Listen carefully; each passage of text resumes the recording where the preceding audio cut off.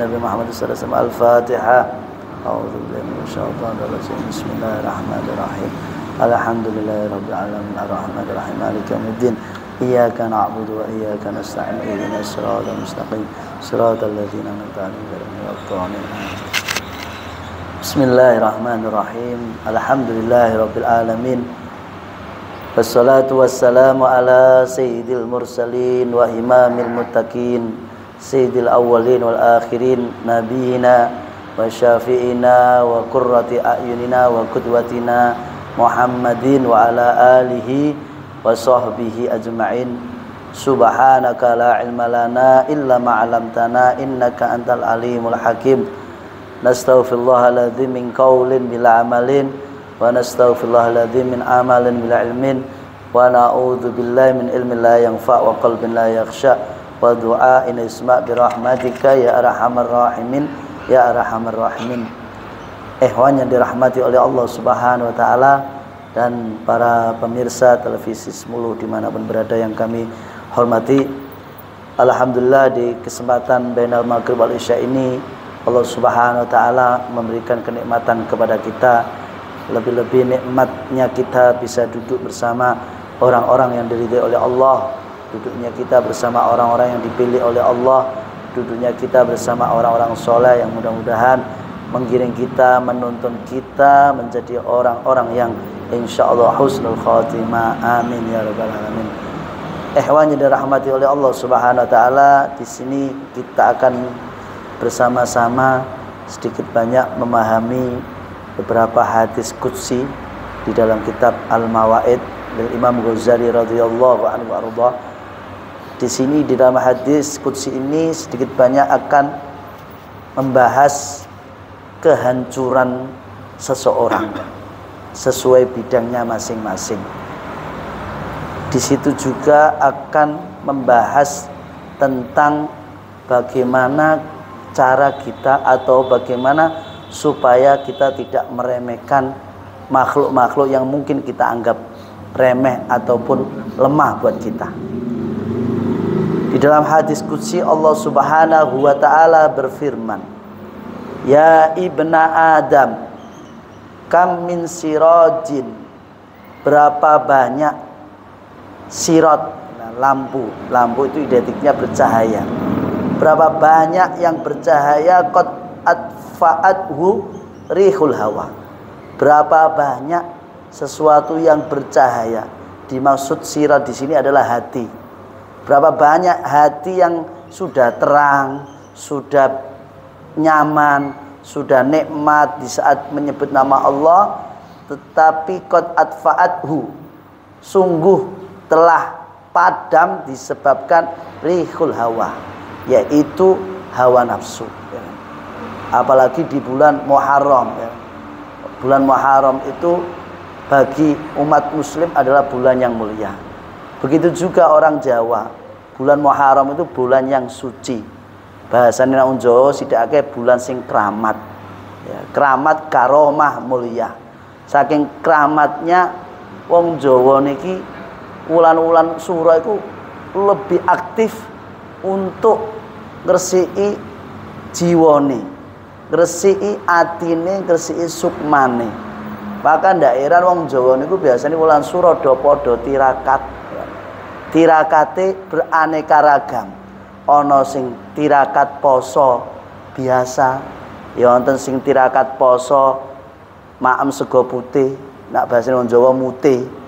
Ana sing bahasa tirakat poso mangane sego ninggalno makhluk sing ana ruwe, bahasane nyirih. Ana sing wong poso kanthi maeme cuma sayur-sayuran. Ya. Nak jangane posone poso nyayur ya. Ana sing posone mangane sego jagung, jengene ngrowot lan liya-liyane. Intinya mereka ini teriakat untuk apa? Menghancurkan, mengalahkan hawa nafsu. Kalau untuk menghancurkan mungkin susah, mengalahkan susah, minimal mengurangi level hawa nafsu yang ada di dalam diri seseorang.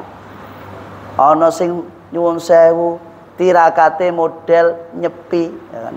Nyepi mungkin bahasaan bagi orang muslim kayak angker, ya kan? Nyepi itu adalah menyendiri jauh dari keramaian. Para ulama-ulama dulu sudah mencontohkan bagaimana mereka berkholwat. Ini wong Jawa itu bahasanya ndak kholwat, bahasanya nyepi. Sing lebih sangar meneh topo, ya kan? Lebih sangar lagi semedi.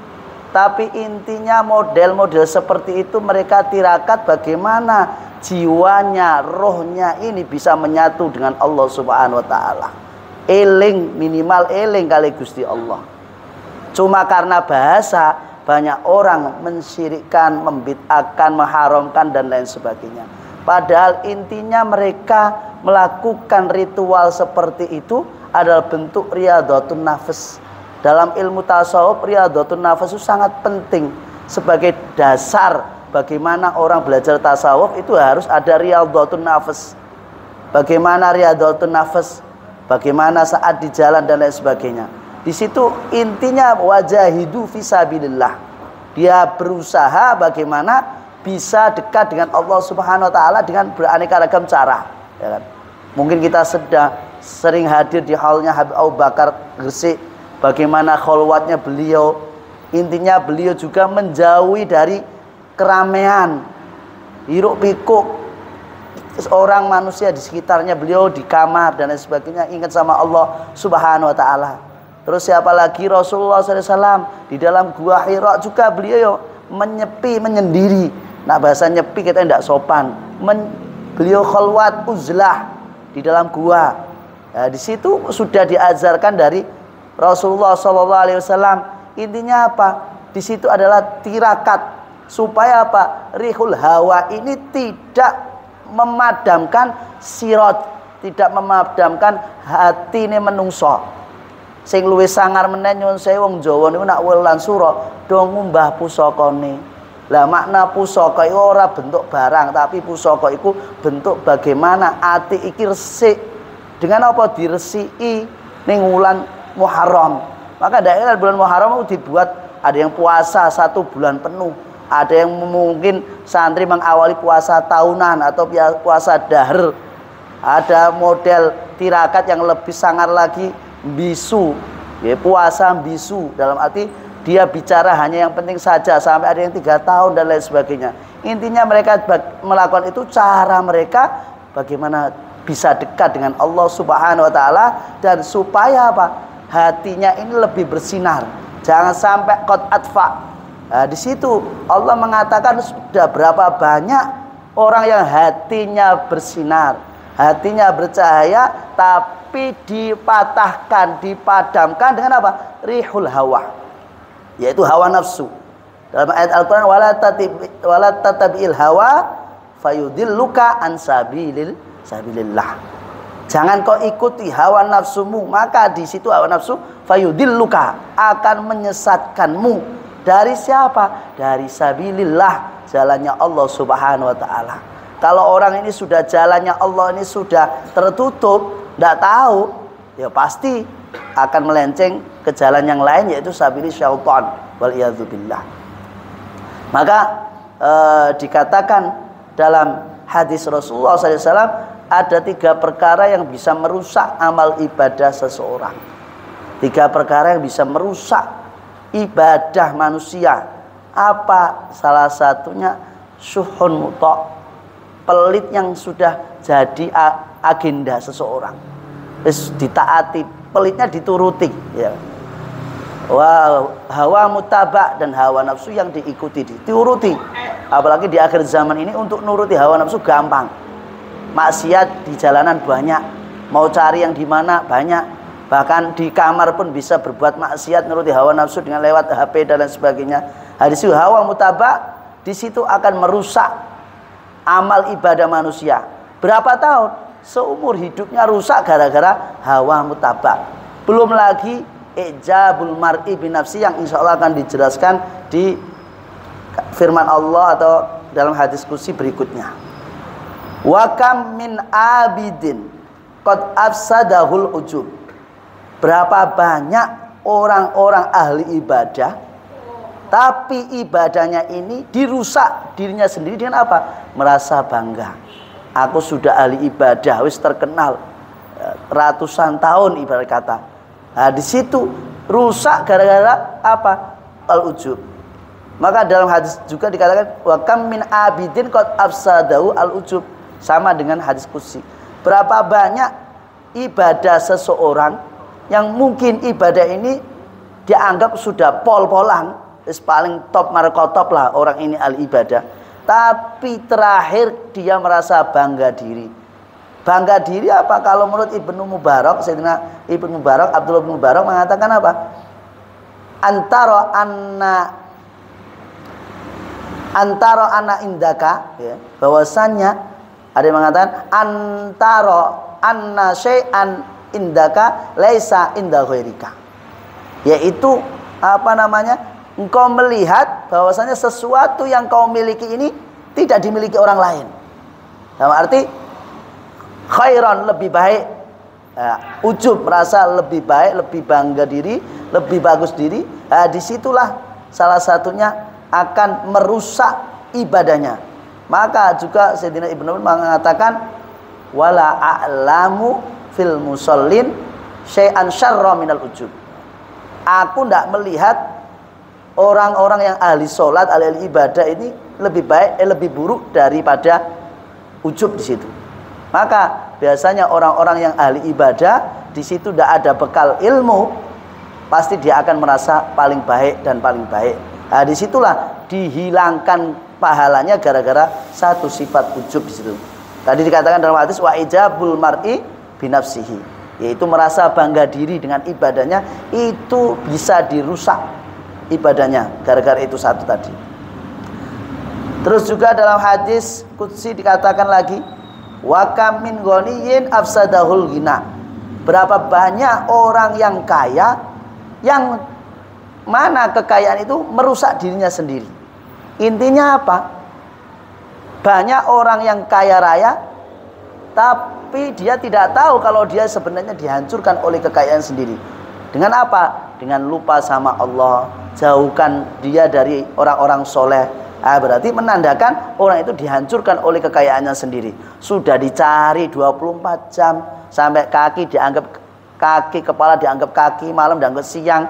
Wis tidak mengenal waktu untuk cari kekayaan, bareng kaya raya dia dihancurkan oleh kekayaannya sendiri. Seperti Qarun, kita lihat dihancurkan oleh kekayaannya sendiri, dia tidak sadar. Minimal apa? Dia lupa, jauh dari orang soleh, jauh dari waktu zikir. Disitulah orang itu dihancurkan oleh kekayaan sendiri. Intinya apa? Orang yang hancur itu gara-gara ulahnya sendiri. Di situ. Wa kamin ghaniyin afsadahul al-ghina. Terus juga dilanjut dalam hadis qudsi wa kam min fakirin afsadahul fakru. Berapa banyak orang-orang yang fakir, tapi kefakirannya ini malah justru menghancurkan dirinya sendiri. Padahal kunci surga itu fakir. Kunci surga salah satunya itu fakir. Tapi kok bisa jadi dia bisa hancur sendiri? Karena apa? Kadal fakru, kata Rasulullah. Kadal fakru ayyakuna kufron. Sifat fakir itu sejengkal lagi bisa menjadikan kekafiran. Kalau apa? Kalau dia tidak qanaah, kalau tidak terima, tidak ridho. Maka kunci orang fakir ini menjadi kunci surga, dia qanaah dan ridho. Qanaah dan ridho. Kalau cuma hanya fakir-fakir saja, tidak qanaah, tidak ridho, mungkin karena terpaksa, maka bukan dia jadi kunci surga, tapi bisa jadi naudzubillah min dzalik, kadal fakru ayyakuna kufron. Bisa jadi dia selangkah dia dalam keadaan kekafiran gara-gara apa? Dia tidak ridho akan ketentuan Allah Subhanahu wa taala. Nah, terus bagaimana? Ya wes, kalau kita tidak mau jadi orang fakir, ya wes ndonga jadi orang kaya. Kalau tidak jadi orang kaya minimal ya cukup. Daripada ndonga jadi orang fakir, ternyata tidak mampu, malah tidak ridho, naudzubillah min dzalik, jatuh kekafiran di situ. Nah, di situ kita hanya cuma mengenal contoh-contoh suri tauladan para anbiya, Nabi Muhammad SAW, terus ulama salafus soleh.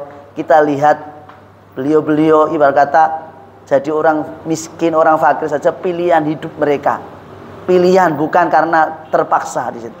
Nah, setidaknya kita mencintai orang-orang soleh atau mencintai orang-orang fakir. Maka miftahul jannah hubbul masakin wal fuqara.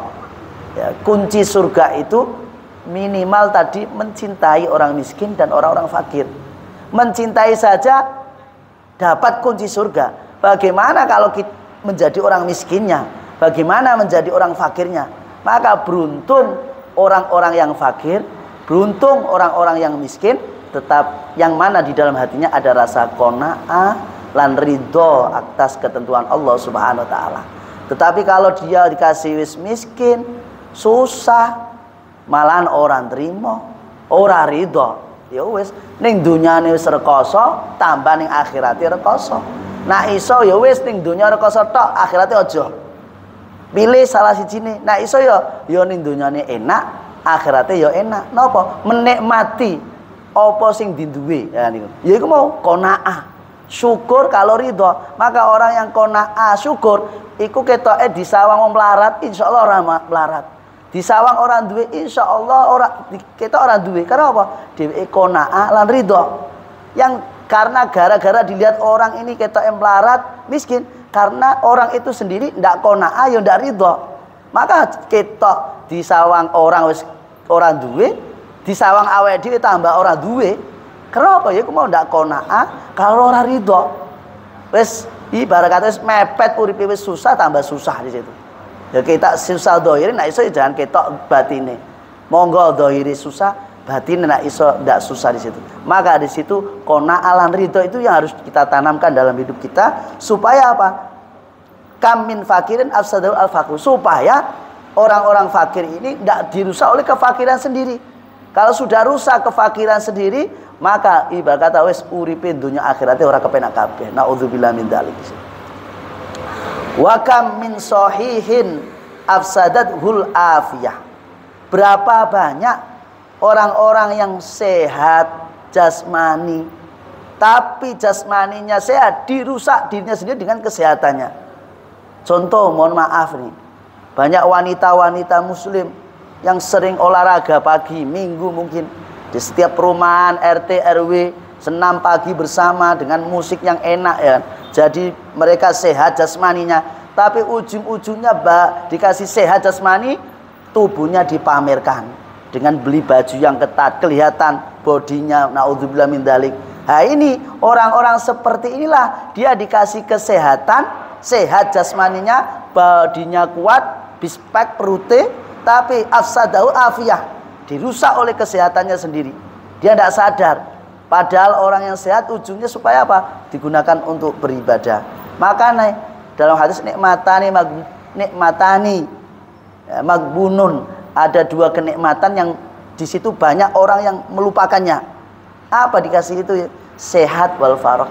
Dikasih sehat dia lupa. Sehat malah dibuat, mohon maaf, goes jauh-jauh 100 km ditemu dengan jalan kaki, sepeda ontel kuat, tapi jarak 100 meter ke masjid wabote kayak digandol gendruwo, kayak digandoli seberapa ton, alasannya sibuk. Tapi kalau ngontel ratusan kilo oke, jalan-jalan oke, tapi majelis taklim samping rumah beratnya minta ampun. Nah disitulah kamin sahihin afsadatu al-afiyah, berapa banyak di situ.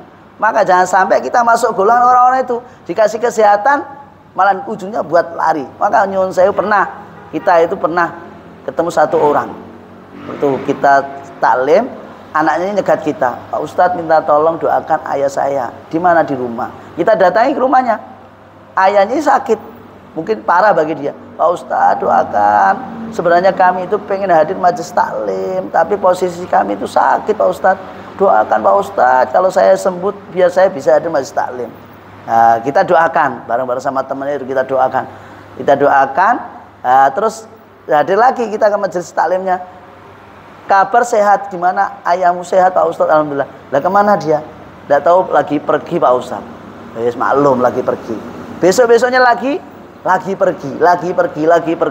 Loh kok tidak pernah sekali muncul, walaupun sekali. katanya mau hadir majelis taklim sehat.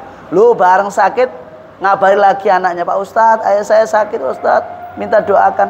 Kita datangi, Pak Ustadz doakan kalau sembuh pengen hadir masjid taklim. Terus kita sama teman-teman gini, Pak tak doakan kalau sembuh ya janji lo ya hadir masjid taklim.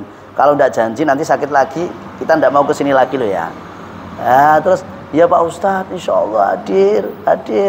Nah, ternyata kita doakan enggak sembuh-sembuh. Ya enggak hadir malah ya. Maksudnya apa? Di posisi sehat kita itu manfaatkan di situ. Kalau enggak di situ kesehatan tubuh kita lah yang akan menghancurkan kita sampai lupa kepada Allah Subhanahu wa taala. Maka ada dua kenikmatan yang banyak orang melupakan. Di situ sehat dan waktu luang. Waktu luang tidak ada pekerjaan. Nah, disitulah mungkin Allah memberikan kenikmatan suruh hadir majelis taklim di situ. Bukannya berarti tidak dikasih nikmat rezeki, tapi di situ mungkin salah satu cara bagaimana Allah menyuruh kita untuk mendekati orang-orang soleh atau majelis taklim di situ. Wa kam min alimin afsadahu al ilmu. Berapa banyak orang-orang alim afsadahu al ilmu, tapi ilmunya yang bisa merusak dirinya sendiri. Makanya orang-orang pinter, orang-orang yang berilmu, orang yang punya gelar tinggi itu dirusak gara-gara apa? Ilmunya sendiri. Salah ngomong atau apa, atau mungkin memanfaatkan ilmunya untuk cari keuntungan duniawi. Disitulah aslinya mereka itu dihancurkan. Maka salah satu tanda orang itu dalam mencari ilmu salah, maka dia kalau dapat ilmu, maka dia akan hancur dari ilmu itu sendiri. Maksudnya apa? Golek ilmu niku butuh rekoso, ya. Apa namanya santri, kan? Maka kadang itu santri dibandingkan zaman dulu, zaman sekarang memang beda. Beda itu dulunya nak rekoso tenan. Nak sekarang rekoso niku wong tuan wis ngelus dodo, ya Allah anakku kok gak mangan ya, kirimannya kok seret ya. Di pondok kok suruh cuci baju sendiri ya, suruh masak sendiri ya. Kalau dulu, kalau santri masak sendiri, cuci sendiri, orang tuanya senang. Bahkan seandainya dengar anaknya ini kirimannya telat niku kadang abah ini seneng, alhamdulillah anakku dilatih tirakat. Nah, di situ maka saya ingat guru saya itu, wong mondok iku rekoso nang golek emas iku, coba buktekno golek emas, gali emas iku rekoso. Gampang saja toko emas ini loh, iku dijogo ning ngarepe ana polisine. Tapi nak dodol gorengan ndak ono sing jogo, ya ora dibungkus. Ngomong kecolongan bakwan loro 5 itu ndak masalah. Tapi kalau emas kecolongan 1 gelang emas, wis langsung dijaga ketat 24 jam. Maksudnya napa? Wong golek ilmu niku rekosone luar biasa. Makane nyuwun sewu, ulama-ulama dulu niku ya Allah rekosone golek ilmu bareng dadi gawe pesantren iji rekoso. Sakniki sewalike golek ilmu keteke gampang, bareng kayak pondok paling gampang. Kayak orang yang punya uang bisa buat pesantren. Dulu ndak. Orang yang punya harta mau buat pesantren mikir-mikir. Kiai saja buat pesantren dulu tuh mikir-mikir. Ya, sampai saya pernah sama nyuruh Pak Kiai saya nyuruh saya. Beliau mau buat pesantren. Saya disuruh itu untuk wiridan itu. Mulai jam 1 sampai subuh. Padahal belum ada bangunan, baru tanah di kotak-kotak, suruh wiridan setiap malam 5.000 sholawat, ayat kursi 5.000 sampai subuh. Karena ini perintah guru, wis sami'na wa ata'na. Walaupun diri ini ya Allah gak kulino wiridan segini kok disuruh Pak Kiai, tapi ya sami'na wa ata'na. Dadi ini ngelatih ikhlas. Awalnya ya terpaksa, tapi gimana lagi lama-lama ikhlas. Di situ belum jadi bangunannya ditirakati kayak ini. Sampai-sampai saya memberanikan diri kepada Pak Kiai, panjenengan lek golek ilmu mun rekoso Pak Kiai. Lho damel pondok ije rekoso. Kudune ya direkasani supaya ilmune santri niku ora ucul. Maknane ora ucul apa? Supaya santri mlebu masuk pesantren nggo mulih walaupun nyuwun sewu, angel aturane minimal untuk barokahe. Sangka rekosone kiai ini utawa rekosone wong sing wiridan niku sampai segitunya. Maka ndak heran banyak-banyak di akhir zaman ini santri-santri merasa paling pinter, paling alim, merasa sok paling di atas. di situ dan lain sebagainya. Disitulah awal kam min alimin afsadau al ilmu. Berapa banyak orang dihancurkan ilmunya gara-gara apa? Ya ilmunya sendiri. Karena apa? Cara untuk mendapatkan sudah keliru, maka hasilnya pun juga keliru. Kalau caranya salah, insya Allah sedikit banyak hasilnya juga salah. Salahnya apa di situ? Yaitu akan dihancurkan, yaitu asyadun nas adzaban yaumal qiyamah alimun la yuntafa bi ilmi. Ya di situ. Gara-gara ilmunya tidak manfaat, gara-gara caranya untuk mencari salah di situ. Lan tanalul ilma fatat surukat ta'ab, kalau di kitab Ta'lim Ta'alim.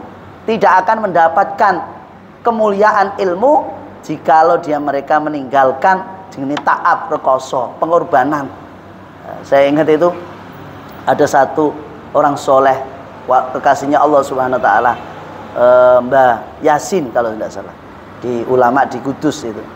Mbah Yasin ini mondok, terus dikabari ibunya, "Nang, ibu tidak bisa ngirim ya Nang. Apa kamu harus pulang aja Nang? Kalau memang ibu sudah tidak bisa ngirimi."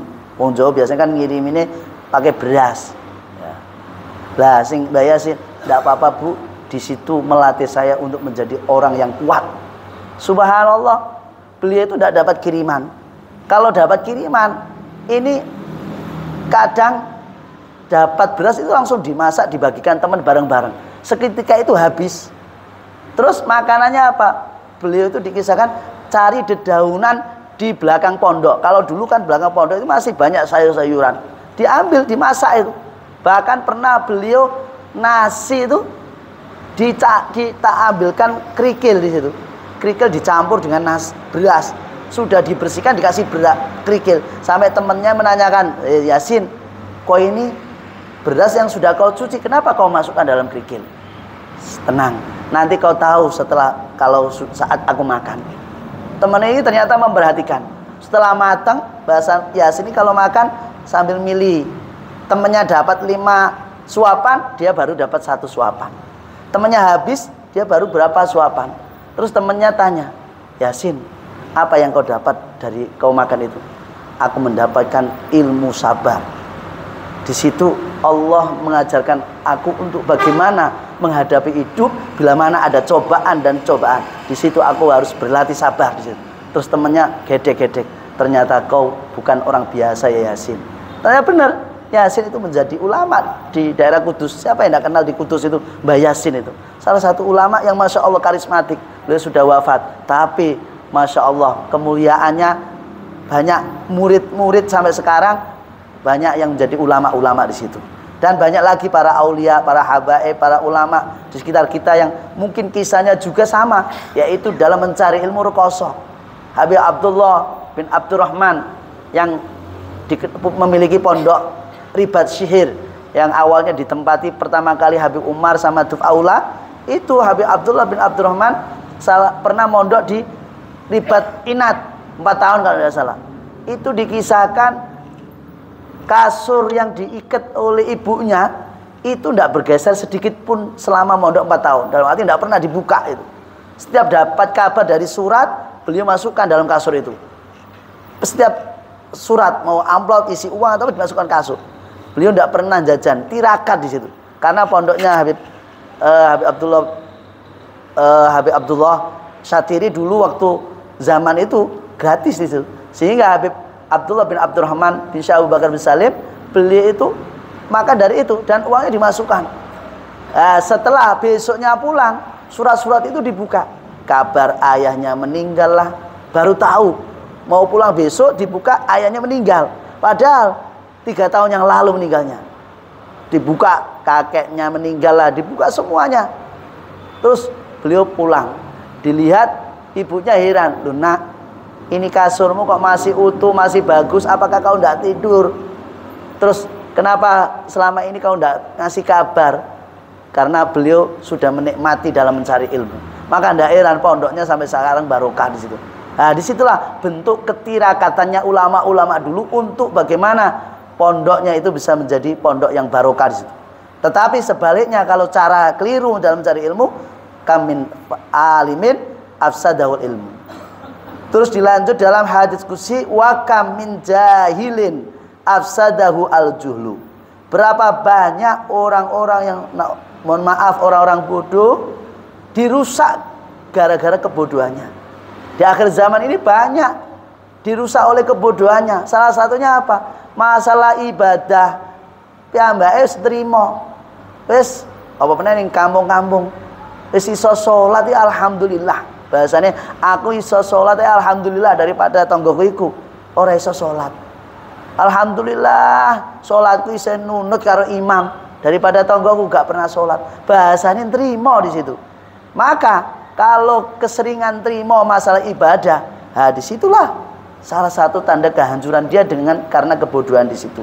Maka jangan sampai masalah agama kita nerimo, tapi kalau masalah dunia lebih baik nerimo. Aja suwali kadang tiang niku mohon maaf, masalah dunia ndak trimo, masalah ibadah nerimo di situ.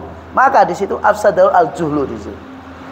Maka dikatakan dalam hadis qudsi, falaula masyayikharuka, jikalau tidak ada orang-orang yang sudah lanjut usia, yang sudah tua, ini masih ingin sholat, tahajudan, zikiran, wasyababun khusya', seandainya tidak ada anak muda yang khusyuk dalam beribadah, rajin mencari ilmu, wa atfalun rudha, dan seandainya tidak ada anak-anak kecil yang masih disusui.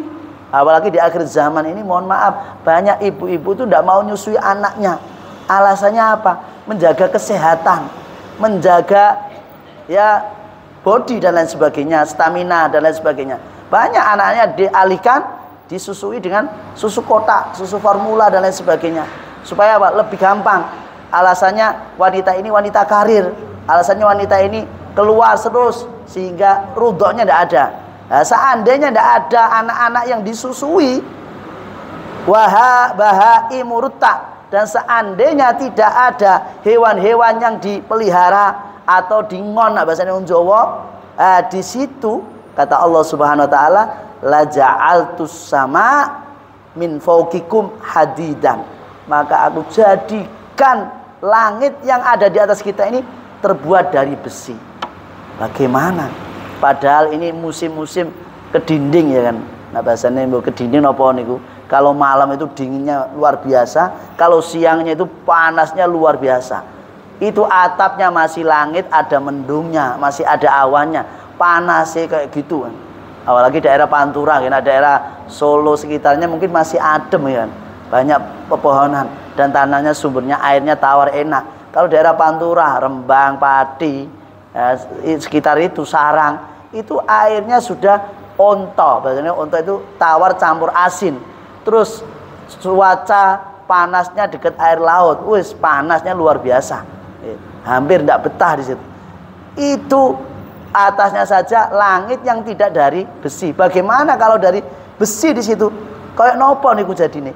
Wal ardo sof-sofa, dan Allah akan menjadikan bumi itu rata. Untung masih ini tidak rata. Kalau rata kayak apa? Maksudnya rata, kalau tidak rata masih ada gunung, ada iup-iupane. Seumpama rata belas ya.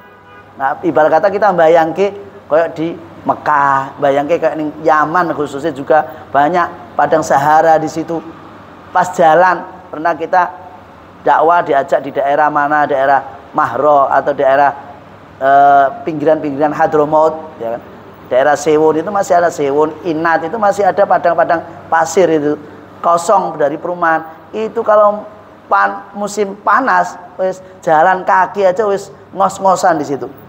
Karena apa? Kayak rata, ndak ada gunungnya, ndak ada pohonnya, jadi ini ndak bisa ngiup. Jalannya harus Bismillah ya. Wat turaba Ramadan, dan debunya ini berbentuk pasir berdebu. Berarti kering keronta di situ. Tidak ada tanaman sama sekali.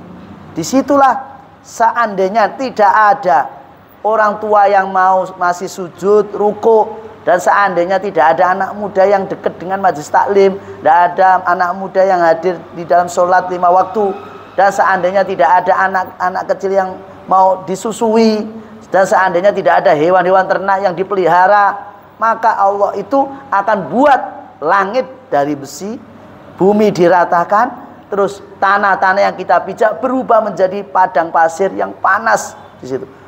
Walama anzaltu alaikum minas samai qatrah, dan sewaktu aku turunkan, Allah turunkan kepada kalian dari langit yaitu qatrah, tetesan air hujan. Walama ambattu fil ardi min habba, dan sewaktu aku tumbuhkan dari bumi yaitu tanaman, maka di situ wala saubabtu alaikumul adzaba sobban, maka sungguh aku akan jatuhkan azab itu di sobban. Sobban itu berarti tenanan akan dijatuhkan oleh Allah Subhanahu wa taala. Maka dalam hadis qudsi yang beberapa akhir ini mengingatkan kita jangan sampai kita meremehkan sesuatu yang mungkin kita anggap remeh. Apa? Anak kecil disusui ibunya, remeh, biasa, hal yang biasa. Tetapi kalau tidak ada mereka, maka Allah akan turunkan azab. Anak-anak ada orang-orang hadir majelis taklim, ibarat kata biasa wes, lumrah. Tetapi kalau tidak ada mereka, azablah yang akan turun. Atau lagi seandainya orang sudah tidak ada yang berternak kambing, sapi, belas orang sudah meninggalkan itu semua. Semuanya kerja di pabrik, kantoran, tidak ada yang ternak, tidak ada yang ngurus hewan. Sudah, azablah yang akan turun.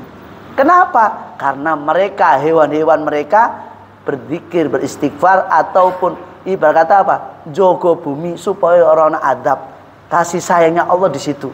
Maka jangan pernah seseorang meremehkan hal-hal yang mungkin kita anggap remeh. Tapi pandangan Allah itulah yang justru ibarat Allah tangguhkan azab, walaupun di sekitar itu ada orang-orang maksiat, walaupun di sekitar orang itu lupa sama Allah Subhanahu wa taala. Goro-goro ana wedhus sing dingon, sapi sing dipelihara, goro-goro ada bayi masih disusui ibunya, goro-goro masih ada orang tua yang masih sujud, disitulah Allah tangguhkan rahmatnya Allah kepada mereka, sehingga orang-orang yang ahli maksiat pun dapat tetesan rahmatnya Allah. Dengan apa? Menangguhkan mereka sampai dia mau bertobat kepada Allah Subhanahu wa taala. Tetapi kalau tidak ada itu semua, la sobabtu alaikumul adzaba sobba.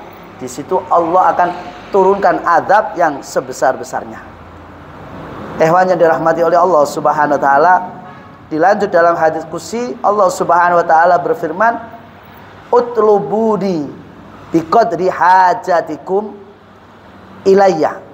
Carilah atau kejarlah aku biqadri hajatikum ilaihi, sesuai kebutuhanmu kepadaku. Sedangkan manusia tidak lepas namanya butuh sama Allah Subhanahu wa taala. Semuanya setiap waktu kita butuh sama Allah Subhanahu wa taala. Seandainya kita tidak butuh sama Allah, ya tetap Allah akan menunaikan hak-hak kita. Allah tidak akan mengingkari janji. Sekalipun iblis, Allah tetap memberi iblis sampai sesuai hak-haknya. Maka pernah kita baca di beberapa kitab tentang masalah iblis. Iblis itu pernah ngomong sama temannya, "Iblis, kenapa kamu tidak takut sama Allah Subhanahu wa taala, yang mana kau sudah dijanjikan masuk neraka?" Lah, takut apa? Takut tidak diurusi rezekimu. Nah, iblis itu ngomong, iblis itu tidak pernah, Allah tidak pernah ingkar janji. Walaupun kita ini sudah dilanati oleh Allah, Allah tidak pernah mengingkari dan menepati janjinya bahwasanya kita sebagai makhluk akan diurusi rezekinya di dunia, yaitu punya sifat Ar-Rahman. Makanya sifat Rahman ini dimiliki oleh Allah, yang diberikan oleh semua makhluk secara merata, tanpa memandang bulu, tanpa memandang status. Tetapi Ar-Rahim, Allah memiliki sifat Ar-Rahim itu hanya dikhususkan hanya orang-orang yang beriman. Dan mudah-mudahan kita termasuk orang-orang yang beriman di dunia dan di akhirat, dan menjadi orang-orang yang diridai oleh Allah Subhanahu wa taala fid dini wa dunya hatal akhirah. Amin amin ya rabbal alamin. Wallahu a'lam bishawab. Wa sallallahu ala sayyidina Muhammad